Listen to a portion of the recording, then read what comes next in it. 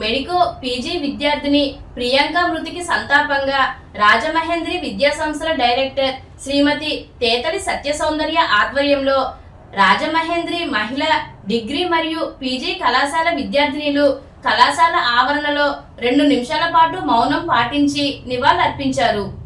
ఈ సందర్భంగా రాజమహేంద్రి విద్యాసంస్థల డైరెక్టర్ శ్రీమతి తేతలి సత్యసౌందర్య మాట్లాడుతూ ప్రియాంక మృతికి కారకులపై పోలీసు వారు కఠినమైన కేసులు పెట్టి చట్టం ముందు నిలబెట్టి కఠినంగా శిక్షించాలని, చట్టాలను కఠినతరం చేసి ఇటువంటివి పునరావృతం కాకుండా చూడాలని కోరారు. అదేవిధంగా ప్రిన్సిపల్ ఎంకేఎస్ ప్రసాద్ మాట్లాడుతూ విద్యార్థులు బయటకు వెళ్ళేటప్పుడు పరిసరాలను కూడా గమనిస్తూ తగిన జాగ్రత్తలు తీసుకోవాలని, ఏమాత్రం అనుమానం వచ్చినా వెంటనే 100కి డయల్ చేసి పోలీసుల హెల్ప్ తీసుకోవాలని అన్నారు.